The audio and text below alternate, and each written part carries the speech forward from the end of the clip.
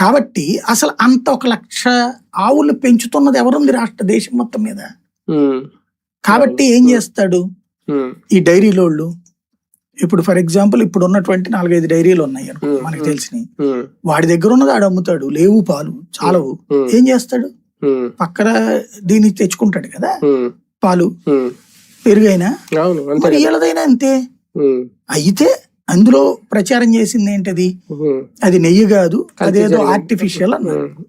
అది ఇక్కడ సమస్య ఎక్కడ వస్తుందంటే కేసు మొత్తం నిలవదు, భవిష్యత్తులో కూడా ఎఫ్ఐఆర్లు పెట్టచ్చు, ఇవన్నీ నడవచ్చు. అందులో అంటే వాస్తవంగా అయితే సిబిఐ తొందరగా తేల్చాలి, కానీ దరిద్రం ఏంటంటే ఇక్కడ కూటమి అక్కడ ఇక్కడ ఉండటం మూలంగా ఇంకోటి పర్టికులర్ గా ఇంకొక ఆఫీసర్ని, ఆంధ్ర ఆఫీసర్ని అందులో యాడ్ చేయించి మరీ చేపిస్తున్నారు దీంట్లో. కాబట్టి సాగుతోంది. నిజంగా అయితే గనక ఇప్పటికి తేలిపోవాలి అది. ఎందుకంటే ఫస్ట్ ఏమన్నారు, పంది మాంసం అన్నారు, ఆవు కొవ్వు అన్నారు, చేపల నెయ్యి అన్నారు, నూనె అన్నారు. అవి అసలు ఎలాంటి కంపు వస్తుందో ప్రతి ఒక్కడికి తెలుసు. అవి అసలు లడ్డూలు అట్లాంటి కంపు వస్తే మనం 5 ఏళ్ళు చూస్తా ఊరుకుండేవాళ్ళం.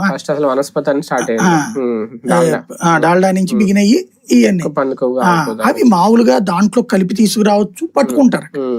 అది యాజ్ ఫర్ ఇప్పటికి కూడా ఆ నిబంధనలు మార్చుకోవట్లే. నిబంధనల్లో మీరేమని పెట్టాలా, ఇవాళకైనా సరే ఎవడైనా ఇట్లా కల్తీది ఇచ్చాడని తెలిస్తే వాడిని అరెస్ట్ చేస్తాం అని ఏమన్నా నిబంధనలు పెట్టారా? క్రిమినల్ చర్యలు తీసుకోవాలి.